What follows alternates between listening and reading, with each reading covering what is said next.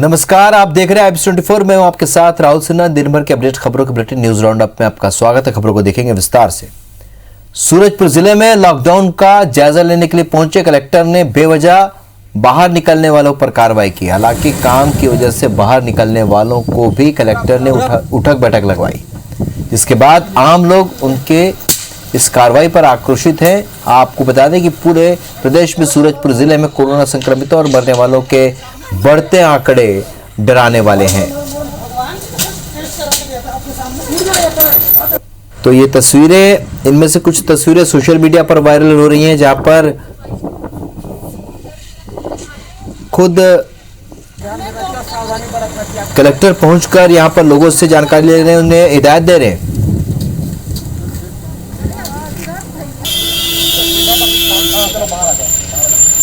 तो बेवजह निकलने वालों को सजा दी, कलेक्टर ने खुद लगवाई उठक बैठक, जिसके बाद ये वीडियो सोशल मीडिया पर जमकर वायरल हो रहे हैं। लॉकडाउन का जायजा लेने के लिए कलेक्टर पहुंचे और तस्वीरों में आप देख रहे हैं किस तरीके से सख्ती उन्होंने की है। इस सख्ती को लेकर भी सोशल मीडिया पर लगातार सवाल उठ रहे हैं।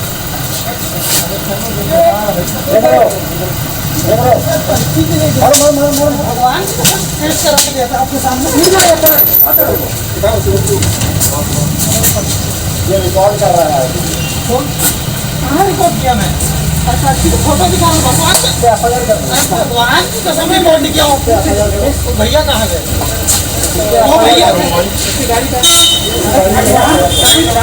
अजय सोनी हमारे सहयोगी और जानकारी से फोन पर जुड़े। अजय, जो तस्वीरें हम देख रहे हैं दर्शकों को दिखा रहे हैं, इनमें से कुछ तस्वीरें लगातार सोशल मीडिया पर वायरल हो रही हैं। कलेक्टर के इस व्यवहार को लेकर कुछ लोग आक्रोश भी जता रहे हैं। फिलहाल ये जो कार्रवाई है, इसे लेकर लोगों का क्या कहना है और इन तस्वीरों के पीछे का सच क्या है? देखिए, जिस तरह से कोरोना का संक्रमण तेजी से फैला था, उसके चपेट में सूरजपुर गया और जिस तरह से प्रदेश के दूसरे जिलों में कोरोना का संक्रमण ढलान की ओर है, तो सरगुजा संभाग का जो सूरजपुर जिला है उस पर काफी तेजी से फैल रहा है। जबकि देखा जाए तो जो एक कल सूरजपुर जिला प्रदेश के दूसरे स्थान था कोरोना संक्रमण को लेकर, जबकि परसों टॉप पर था। और इससे पहले जो सूरजपुर कलेक्टर ने लॉकडाउन का आदेश दिए थे, उसने शनिवार और रविवार को टोटल लॉकडाउन आदेश दिया था। और आज यही कारण था कि शनिवार टोटल लॉकडाउन को देखते हुए कलेक्टर खुद सूरजपुर शहर का जायजा लेने निकले थे। वही जब निकला तो उन्होंने देखा कि सड़क पे कुछ ज्यादा ही आवाजाही हो रही है, तो उन्होंने सख्ती दिखाई और आने जाने वालों को स्वयं रोक कर उनके आने जाने का कारणों को पूछा। और जब उनके जवाबों से संतुष्ट नहीं हुए तो आप तस्वीरों में देख सकते हैं कलेक्टर किस तरह से आक्रोशित हो गए और उन्होंने खुद से थप्पड़ भड़का दिया। हालांकि इस घटना को लेकर कई तरह की प्रतिक्रियाएं भी आ रही हैं सोशल मीडिया पे। ये वीडियो खूब वायरल भी हो रहा है, जिसको लेकर जो सोशल मीडिया पर कलेक्टर की इस कार्रवाई को लेकर काफी प्रतिक्रिया भी दिया है। तो वहीं दूसरी ओर कोरोना संक्रमण को रोकने के लिए लॉकडाउन जरूरी है और जिस तरह सूरजपुर में जो हालात बिगड़े हैं, उससे कहीं ना कहीं कड़ाई की आवश्यकता है। जी अजय, ये जो तस्वीर है, इस तस्वीर के बारे में जानकारी भी मिल रही है। सोशल मीडिया पर ये जानकारी चल रही है कि ये जो नाबालिग है, जिसने पर्ची भी दिखाई डॉक्टर के पास, प्रिस्क्रिप्शन की पर्ची, लेकिन उसके बावजूद कार्रवाई की गई, इसमें कितनी सच्चाई है? देखिए, जिसमें जो वीडियो में दिख रहा है, जिसपे सूरजपुर कलेक्टर रणवीर शर्मा ने थप्पड़ जड़ा है, वो बालिग है। उसकी उम्र 23 वर्ष है, वो नाबालिग नहीं। और जिसका जिक्र नाबालिग के रूप में किया जा रहा है, वो दूसरा लड़का है और जिसकी सिर्फ फोटो पिक्चर वायरल हो रही है। उसके पैरों में चोट के निशान है, वो तस्वीर वायरल हो रही है। उसको नाबालिग बताया जा रहा है, हालांकि इसकी पुष्टि अभी तक नहीं हुई, लेकिन जो वीडियो में जो बताया जा रहा है कि नाबालिग है लड़का, वो बालिग है। चलिए अजय, इस जानकारी के लिए बहुत बहुत शुक्रिया आपका।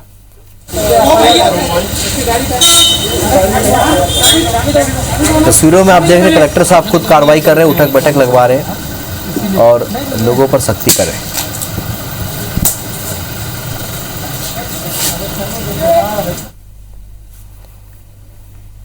आगे बढ़ते हैं। छत्तीसगढ़ का कोरोना अपडेट आज आपको बता देते हैं। छत्तीसगढ़ में आज 4,328 कोरोना मरीज मिले हैं और पिछले 24 घंटे में 103 मरीजों की मौत हुई है।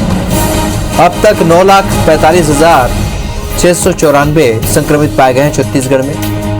वहीं 12,494 मरीजों की मौत हुई है। आज 9,621 मरीज डिस्चार्ज किए गए हैं और अब तक 8,62,660 मरीज स्वस्थ हो चुके हैं। छत्तीसगढ़ में एक्टिव मरीजों की संख्या इस वक्त 70,540 है।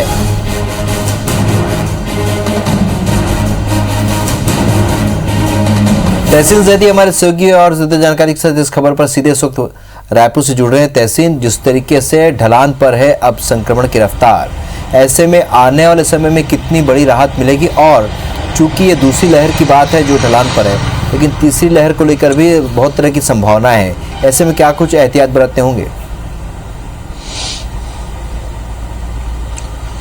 निश्चित तौर पे जिस तरीके से अभी जो एक कह सकते हैं कि डाउनफॉल स्टार्ट हुआ है संक्रमण का जो है छत्तीसगढ़ में, उसके हिसाब से अगर आज की अगर बात करें तो पूरे छत्तीसगढ़ में पिछले 24 घंटे के अंदर करीब 4,328 कोरोना पॉजिटिव मरीज मिले हैं।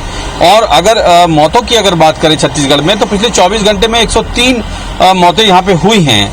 अगर यहाँ पे जिलेवार मरीजों की संख्या की अगर बात करते हैं तो रायपुर में आज 260, दुर्ग में 140, राजनांदगांव में 55, बालोद में 127 और बिलासपुर में 148। तो कुल मिला के ये बोल सकते हैं कि आज जो आंकड़े आए हैं निश्चित तौर पे कहीं ना कहीं राहत भरे हैं। और आने वाले दिनों में जिस तरीके से कहा जा रहा है कि 31 तक जो लॉकडाउन किया गया है राजधानी रायपुर समेत जो अलग अलग जो जिले हैं उनमें अलग अलग तारीखों में जो लॉकडाउन किया गया है, तो निश्चित तौर पे आने वाले दिनों में और ज्यादा राहत मिल सकती है।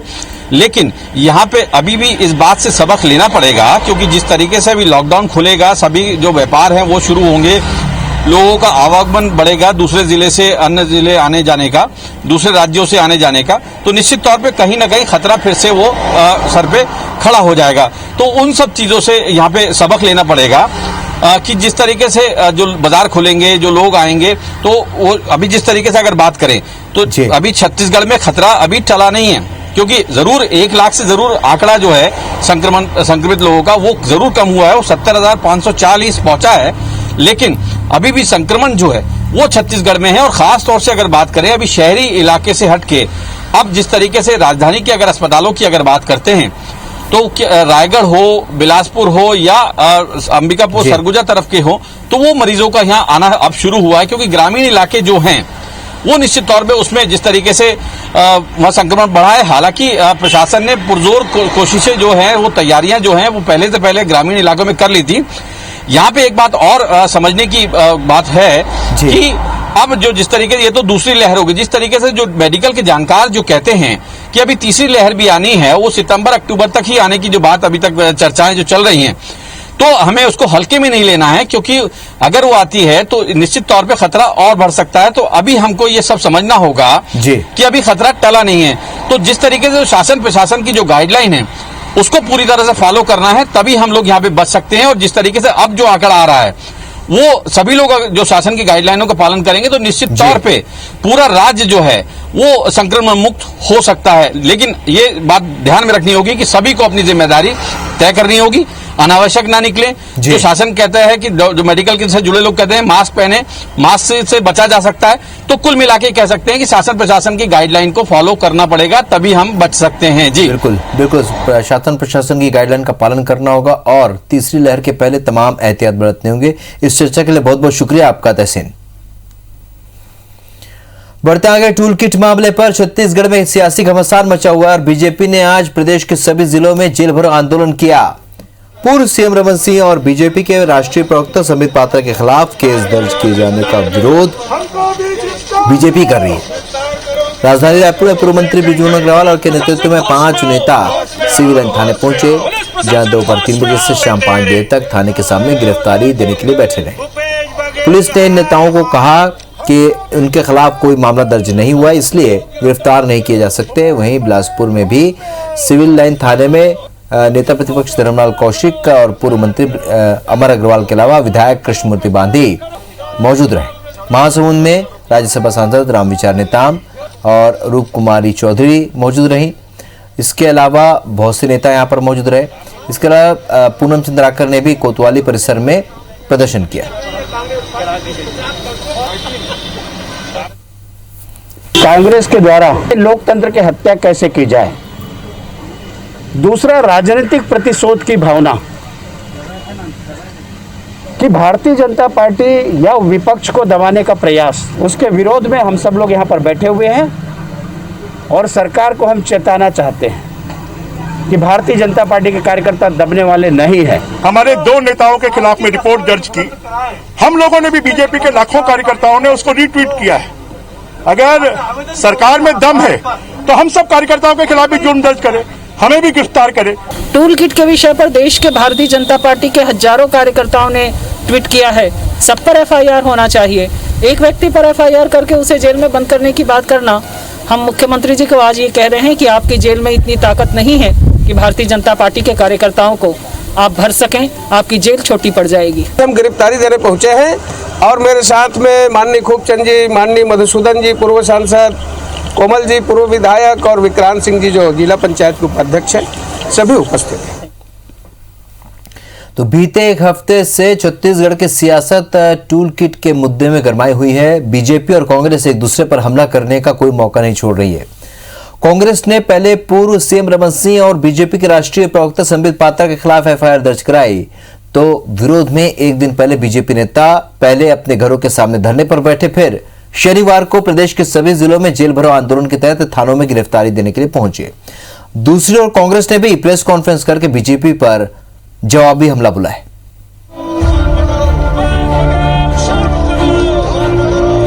रायपुर, बिलासपुर, दुर्ग, महासमुंद, कोरबा, ये तस्वीरें प्रदेश के अलग अलग शहरों की हैं। जब बीजेपी नेताओं ने टूलकिट मामले में पूर्व सीएम रमन सिंह पर एफआईआर के विरोध में जेल भरो आंदोलन के तहत गिरफ्तारी दी। राजधानी रायपुर में पूर्व मंत्री बृजमोहन अग्रवाल के नेतृत्व में 5 नेता सिविल लाइन थाने पहुंचे, तो वहीं दुर्ग में सांसद सरोज पांडे ने सिटी कोतवाली के बाहर धरना दिया। इसके अलावा बिलासपुर, महासमुंद, कोरबा और जशपुर सहित लगभग सभी जिलों में बीजेपी नेता गिरफ्तारी देने थाने पहुंचे। बीजेपी नेताओं ने कांग्रेस पर ओछी राजनीति करने का आरोप लगाते हुए कहा कि वो टूलकिट के माध्यम से देश और पीएम मोदी को बदनाम करना चाहती है। छत्तीसगढ़ की कांग्रेस की सरकार ने हमारे 2 नेताओं के खिलाफ में रिपोर्ट दर्ज की। हम लोगों ने भी बीजेपी के लाखों कार्यकर्ताओं ने उसको रीट्वीट किया है। अगर सरकार में दम है तो हम सब कार्यकर्ताओं के खिलाफ भी जुर्म दर्ज करें, हमें भी गिरफ्तार करें। जिस प्रकार से रवैया है और जिस प्रकार से सरकार के द्वारा दमनात्मक नीति जो अपनाए हैं कि भारतीय जनता पार्टी के कार्यकर्ता आज उसका जवाब देने के लिए यहाँ पर उपस्थित हुए हैं। एक व्यक्ति पर एफआईआर करके उसे जेल में बंद करने की बात करना। हम मुख्यमंत्री जी को आज ये कह रहे हैं कि आपकी जेल में इतनी ताकत नहीं है कि भारतीय जनता पार्टी के कार्यकर्ताओं को आप भर सकें। आपकी जेल छोटी पड़ जाएगी। इस कांग्रेस के पास में सच को बोलना अगर गुनाह है और उसके लिए एफआईआर होता है, छत्तीसगढ़ के एक एक कार्यकर्ता के ऊपर में धारा लगाई जाए और हम सब लोगों को गिरफ्तार किया जाए। इसी मांग को लेकर आज हम लोग यहाँ पर धरने में बैठे हैं। गिरफ्तारी देने पहुंचे बीजेपी नेताओं को पुलिस ने ये कहा कि उनके खिलाफ कोई मामला दर्ज नहीं है, इसलिए गिरफ्तार नहीं कर सकते। लेकिन बीजेपी नेता थाने के सामने शाम 5 बजे तक गिरफ्तारी देने बैठे रहे। बीजेपी के जेल भरो आंदोलन पर कांग्रेस भी कहाँ चुप बैठने वाली थी। राष्ट्रीय सचिव विकास उपाध्याय ने प्रेस कॉन्फ्रेंस करके जवाबी हमला किया। बीजेपी ने खुद टूलकिट बनवाई और कांग्रेस का नाम लिया। उन्होंने कहा कि रमन सिंह से ट्वीट संबंधी डॉक्यूमेंट मांगे जाएं, नहीं देने की स्थिति में पुलिस तत्काल गिरफ्तार करे। कांग्रेस ने आरोप लगाया कि इससे पहले भी बीजेपी कई मौकों पर टूलकिट बनाकर कांग्रेस को बदनाम कर चुकी है। ये बात स्पष्ट हो गई है कि जब भारतीय जनता पार्टी के पास में कोई काम उनके पास में बचता नहीं या किसी चीज को कर नहीं पाते तो डुप्लीकेट और फर्जी चीजों को करने का काम भारतीय जनता पार्टी के शीर्ष नेतृत्व करने का काम करता है। भारतीय जनता पार्टी ने अपनी विफलताओं से ध्यान हटाने के लिए, देश का ध्यान विषय से भटकाने के लिए ये टूल किट की साजिश रची है। इसके लिए भाजपा को कभी माफ नहीं किया जा सकता। जाहिर है टूलकिट मुद्दे पर एक दिन पहले भी बीजेपी नेताओं ने अपने अपने घरों पर धरना देकर रमन सिंह पर एफआईआर का विरोध जताया था। पूरे प्रकरण को लेकर छत्तीसगढ़ की सियासत में जो तूफान मचा है उससे कई सवाल उठ रहे हैं। क्या टूलकिट मुद्दे के बहाने राज्य सरकार को घेरने की कोशिश है? क्या जेल भरो अभियान के जरिए ताकत दिखाना चाहती है बीजेपी? क्या राज्य सरकार पर पलटवार का संदेशा दिल्ली से आया है? सवाल ये भी कि क्या डी पुरंदेश्वरी की सख्ती के बाद एकजुटता दिखा रहे हैं पार्टी के नेता? सबसे बड़ा सवाल यह है कि आखिर टूलकिट के मुद्दे पर कौन सच्चा है, कौन झूठा? बहरहाल छत्तीसगढ़ की सियासत में टूल किट के मुद्दे पर शुरू हुए दंगल में बीजेपी और कांग्रेस दोनों तरफ से अभी कई दांव चले जाएंगे, ये तो तय है। सौरभ सिंह परियार, IBC 24, रायपुर। छत्तीसगढ़ में वैक्सीनेशन सर्टिफिकेट पर मुख्यमंत्री भूपेश बघेल का फोटो प्रिंट हो रहा है, जिसे लेकर कांग्रेस और भाजपा के राष्ट्रीय नेताओं के बीच ट्विटर पर वॉर चल रहा है। पिछले दिनों पूर्व केंद्रीय मंत्री जयराम रमेश ने वैक्सीनेशन सर्टिफिकेट पर प्रधानमंत्री नरेंद्र मोदी के फोटो को लेकर हमला बोला था। इस पर भाजपा के राष्ट्रीय महासचिव BL संतोष ने पलटवार करते हुए कांग्रेस और छत्तीसगढ़ सरकार पर हमला बोला। उन्होंने अपने ट्वीट में वैक्सीनेशन सर्टिफिकेट में भूपेश बघेल की फोटो पोस्ट करते हुए लिखा है कि जयराम रमेश को यह भी देखना चाहिए कि कांग्रेस शासित छत्तीसगढ़ में क्या हो रहा है। उम्मीद करते हैं कि इसे देखकर बुरा नहीं मानेंगे। वहीं पूर्व CM रमन सिंह ने भी लिखा कि राज्य में वैक्सीनेशन का काम रुका हुआ है, लेकिन वैक्सीन सर्टिफिकेट पर फोटो की चिंता है।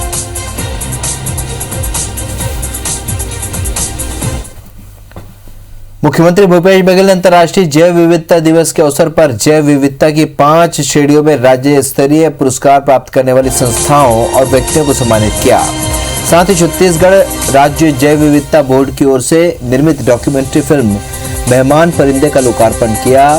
बोर्ड की ओर से प्रकाशित पुस्तकों का विमोचन भी किया गया। CM ने कहा कि छत्तीसगढ़ जैव विविधता के मामले में एक संपन्न राज्य है। यहाँ की वैभवपूर्ण संस्कृति में हमेशा से ही जैव विविधता की महत्ता जुड़ी हुई है। इसे प्रदेश ही नहीं, राष्ट्रीय और अंतर्राष्ट्रीय स्तर पर पहचान देने के महत्वपूर्ण कार्य में हम सबको आगे आने की जरूरत है। मुख्यमंत्री ने कहा कि छत्तीसगढ़ की जैव विविधता न सिर्फ इस प्रदेश के लोगों की बल्कि पूरी मानवता की धरोहर है। छत्तीसगढ़ के कोरोना संक्रमण को देखते हुए शराब दुकानों को खोलने की अनुमति नहीं है, लेकिन आबकारी विभाग की नाकामी की वजह से शराब दुकानों पर जबरदस्त भीड़ उमड़ रही है। OTP नहीं मिलने और शराब के होम डिलीवरी नहीं मिलने पर लोग शराब दुकान पहुंच रहे हैं। शराब के नाम पर लूट का एक और खेल चल रहा है। शराब दुकान जाकर शराब लेने पर भी विभाग हर शख्स से 118 रुपए का होम डिलीवरी चार्ज वसूल रहा है।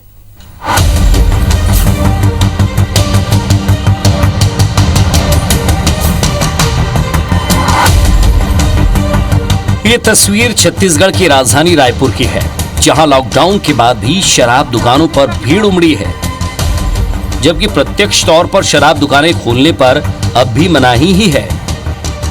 दरअसल आबकारी विभाग जब होम डिलीवरी ऑर्डर को पूरा करने में नाकाम हुआ तो उसने OTP दिखाकर शराब दुकानों से शराब लेने की इजाजत दे दी।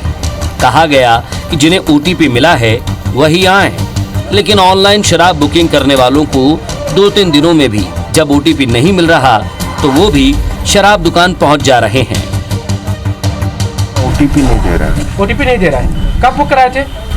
कल बुक करवाया था। आज तक नहीं दिया? तो यहाँ पे आकर के फिर क्या हुआ? मैं वापस जा रहे हैं, काउंटर बुक करवाए थे। अपना भी वो 20 तारीख का है ऑर्डर, एक बार कैंसिल हुआ, फिर अपना हो गया, पैसा मतलब कट गया तो शो नहीं कर रहा था। फिर आया यहाँ पे तो बोल रहे हैं कि अभी नहीं, OTP नहीं आया। यहाँ आके लिखवा के नंबर फिर मिला। पिकअप में भी होम डिलीवरी चार्ज लगा रहे हैं 118 रुपये। सारा कुछ हुआ है आबकारी विभाग के फ्लॉप सिस्टम के चलते, क्योंकि पिकअप ऑप्शन चुनने वालों को OTP कंप्यूटर सिस्टम से नहीं बल्कि शराब के उपलब्ध स्टॉक के आधार पर दुकान वालों की मर्जी से भेजा जाता है। ऑनलाइन ऑर्डर कर पिकअप ऑप्शन के तहत जो लोग शराब लेने दुकान पहुंच रहे हैं उनसे भी होम डिलीवरी चार्ज के रूप में 118 रुपए वसूले जा रहे हैं। इस मामले पर आबकारी विभाग कुछ कहने को तैयार नहीं, जबकि शराब दुकान चला रहे प्लेसमेंट एजेंसी वाले सिस्टम को जिम्मेदार बता रहे हैं। सेंड कर देना, उन्हीं लोग OTP भेजते हैं। अच्छा हाँ, तो यहाँ पे आए तो फिर क्या हुआ? दिए कि नहीं दिए अभी तक? नहीं हो जाएगा बोल देंगे, नहीं करते हैं। ऑर्डर एक्सेप्ट कर लिया जाता है, उसके बाद डिलीवरी देने में इन लोग डिले करते हैं और बोलते हैं सर्वर डाउन है, ये है वो है करके घुमा रहे हैं। आज तीसरा दिन है मेरा ऑर्डर लगा हुआ है, मेरे को अभी तक की कोई चीज़ का सुनवाई नहीं हो रहा ना कोई। सरकार 118 रुपये चार्ज कर रही है, UPI का चार्ज कर रही है, तो इस हिसाब से होम डिलीवरी देना चाहिए। चार्ज ले रही 118 रुपये और यहीं से लेना पड़ रहा है, दुकान आके लेना पड़ रहा है। होम डिलीवरी का ऑर्डर दिया हुआ है। जो पिकअप यहाँ से कर रहा है, करके कर रहा है, उसको भी 118 की होम डिलीवरी चार्ज? सर वो तो उसके लिए मैं खुद बात नहीं हूँ, मैं बताने के, मैं यहाँ जो है प्लेसमेंट दुकान का काम देखता हूँ। दलील चाहे जो भी हो, लेकिन शराब दुकानों की ये तस्वीर फिर से नए खतरे की ओर ले जा सकती है, क्योंकि अब भी हर दिन जिले में 300 से 350 कोरोना संक्रमित मिल रहे हैं। सवाल तो ये भी है कि दुकान से शराब देकर आबकारी विभाग हर व्यक्ति से 118 रुपए की अतिरिक्त वसूली कर रहा है, वो जा कहाँ रहा है। राजेश राज, IBC 24, रायपुर। छुरिया विकासखंड के ग्राम पंचायत चांदो में हुए कार्य में भ्रष्टाचार की शिकायत की जांच करने पहुंचे अधिकारियों और जांच दल का ग्रामीणों के द्वारा घेराव करने का मामला सामने आया है। ग्राम पंचायत चांदो में मनरेगा के निर्माणाधीन कार्य में मास्टर रोल में फर्जी हाजिरी भरे जाने को लेकर सरपंच, पंच और ग्रामीणों ने इसकी शिकायत कलेक्टर राजनांदगांव से की थी। मामले को गंभीरता से लेते हुए कलेक्टर ने जनपद CO छुरिया को जांच दल गठन कर कार्रवाई करने के लिए निर्देशित किया था।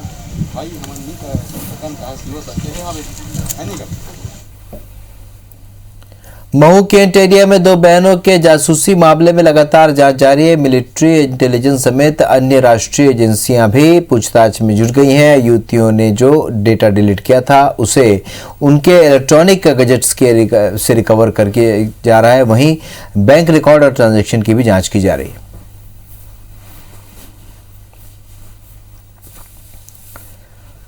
रायगढ़ के भगवानपुर इलाके में खेतों की सिंचाई के लिए बनी नहर को पहले तो भूमाफियाओं ने अपने कब्जे में ले लिया और फिर इसे सरकारी जमीन दिखाते हुए शासन की गाइडलाइन के तहत 152% की दर से खरीदने के लिए आवेदन भी जमा कर दिया। मामला उजागर होने के बाद स्थानीय लोगों ने जहां CM को पत्र लिखकर इसकी शिकायत की है, तो वहीं भाजपा ने भी इस पर आपत्ति दर्ज कराते हुए नहर की जमीन से कब्जा हटाने की मांग की है।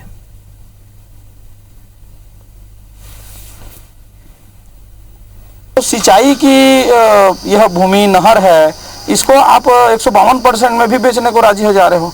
तो इसी की जानकारी लगते ही मैंने क्या किया, अभी एक एप्लीकेशन माननीय मंत्री भूपेश बघेल जी को लिखा है, नहर फिर से चालू करना चाहिए। खोल जलाशय के लिए सार्वजनिक प्रयोजन के लिए जो जमीन थी उसको कुछ भूमाफियाओं के द्वारा कब्जा किया गया है और सरकार ने 152% का नियम बनाया है, वो गरीबों के लिए बनाया है। इसमें यदि किसी भी प्रकार का जमीन आवंटन हुआ तो इसके खिलाफ भारतीय जनता पार्टी सड़क की लड़ाई लड़ेगी। सवाल उठाए थे कि जो नहर बना है सिंचाई के लिए उसको अतिक्रमण किया जा रहा है, तो फिलहाल तो अभी लॉकडाउन है, उसके वजह से कुछ कर नहीं पा रहे हैं। आप लोगों के माध्यम से फिर पता चला तो उसमें हम लोग उचित कार्रवाई करेंगे। कोरिया जिले के जनकपुर थाना क्षेत्र में कल रात अज्ञात लोगों ने नायब तहसीलदार पर हमला कर दिया। लोगों ने पहले तो रात में सड़क पर पहले से पत्थर रखकर गाड़ी को रोका, फिर सड़क किनारे गड्ढे में छिपे लोग डंडे और हाथ मुक्के से हमला कर भाग गए और इस हमले में जहां भरतपुर में पदस्थ नायब तहसीलदार अशोक सिंह घायल हुए तो वहीं उनके साथ मौजूद 2 आरक्षकों को भी चोटें आई। दरअसल जनकपुर थाना क्षेत्र के घटई गांव में एक ग्रामीण के बिना अनुमति की शादी की सूचना पर अपनी निजी गाड़ी से ड्राइवर को लेकर नायब तहसीलदार और पुलिस के जवान समझाइश देने के लिए पहुंचे थे।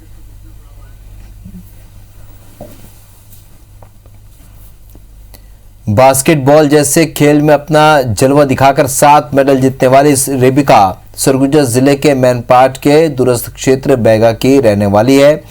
रेबिका ने बास्केटबॉल में न सिर्फ दूसरे प्रदेश जाकर तमगा अपने नाम किया है बल्कि वो यूरोप जाकर देश का प्रतिनिधित्व भी कर चुकी हैं। Rebika science sports academy Rajnandgaon में रहकर कोचिंग भी कर रही हैं, मगर जब से लॉकडाउन लगा है तब से रेबिका घर पर ही हैं। घर पर आर्थिक स्थिति ठीक नहीं होने के कारण रेबिका अपने माता पिता के साथ मजदूरी करने भी जा रही हैं। रेबिका नाम की एक ट्रेनी है जो कि बास्केटबॉल के इंटरनेशनल प्लेयर है और राजनांदगांव के स्पोर्ट्स अथॉरिटी ऑफ इंडिया के जो ट्रेनिंग सेंटर है उसमें लगातार प्रशिक्षण प्राप्त कर रही थी। कोरोना पीरियड में अपने घर पे है और चूँकि इकोनॉमिक बैकग्राउंड उसका पुअर है आर्थिक रूप से, तो अलग से मदद करने की आवश्यकता थी। तो हम लोगों ने उनको ये व्यवस्था किया है कि उसको एक सुनिश्चित आय प्रति माह मिले, उसके लिए वहाँ पर स्थानीय स्तर पर व्यवस्था की गई। घर की बस इतनी प्रॉब्लम थी कि सर पापा अकेले काम करते थे और पैसे का एडजस्ट नहीं हो पाती थी, तो विदेश गई थी खेलने यूरोप और उसके बाद में नेशनल दिल्ली, हरियाणा, यूपी, बिहार गई थी, चंडीगढ़। मैं कलेक्टर साहब को थैंक यू बोलना चाहती हूँ जॉब देने के लिए। इस बीच रायपुर से एक बड़ी खबर मिल रही है जहां पर तेली बांधा इलाके में ट्रेवल संचालक से लूट की वारदात हुई है। ट्रेवल संचालक से 7.5 लाख रुपए लूट लिए गए। 2 अज्ञात बाइक सवारों ने इस वारदात को अंजाम दिया है। तहसीन जैदी हमारे सहयोगी फोन लाइन पर जुड़े। तहसीन, क्या है ये पूरा मामला? देखिए, ये रवि वीरानी है, ट्रेवल एजेंसी का इनका काम है और ये कटरा तालाब में रहते हैं। और ये बताया जा रहा है कि ये कटरा तालाब से ये तेलीबाड़ा थाना के आसपास जो है कि एटीएम है मशीन में अपना पैसा जमा करने आ रहे थे। 7.5 लाख रुपए ये लेके आ रहे थे। तभी ये बंटी ढाबा एक पड़ता है, वहां पे 2 अज्ञात बाइक सवार आए हैं और नकाबपोश, और आने के बाद उन्होंने उसको रोका है। रोकने के कहा है कि आप एक्सीडेंट करके आ रहे हैं। ये स्कूटी पे थे जो कारोबारी हैं पीड़ित, तो ये रुक गए और साइड में बोले कहाँ से आ रहे हो, क्या है, तो बताया कि आप एक्सीडेंट करके आ रहे हैं। तो उन्होंने मना किया। उसके बाद उन्होंने तलाशी लेना उनकी शुरू करी और चाकू निकाल लिया। और चाकू निकाल के उनके जो बैग में 7.5 लाख रुपए थे वो निकाल के और वो फरार हो गए। अभी यहाँ पे जो पुलिस के आला अधिकारी हैं वो यहाँ मौके पे पहुंचे हैं। साइबर की सेल की टीम जो है वो मौके पे पहुंची है, लेकिन अभी यहाँ पे उससे पूछताछ की जा रही है। क्योंकि कई बड़े सवाल यहाँ पे खड़े हो रहे हैं कि अगर जो लुटेरे थे वो अगर ले जाते तो पूरा बैग ले जाते, उसमें चेकबुक भी थी और कई दस्तावेज भी थे। तो इस तरह से ये आशंका जताई जा रही है कि उनको इस बात की या तो मालूम था कि वो उसमें पैसे हैं तो वो पैसे लेके गए, लेकिन अभी उसमें जो पूरा पुलिस है उनसे पूछताछ कर रही है और कई बड़े सवाल की उनसे क्लियर कर रही है कि वो इतनी रात को कहाँ जा रहे थे और वो ये पैसा आया कहाँ से। तो ये कुल मिला के अभी पुलिस उनसे पूछताछ कर रही है। लेकिन एक घटना सामने आई है कि 7.5 लाख रुपए की जो ट्रेवल कारोबारी है रवि वीरानी, उनके साथ एक लूट की घटना हुई है। जी चलो तहसीन ने जानकारी के लिए आपका बहुत बहुत शुक्रिया।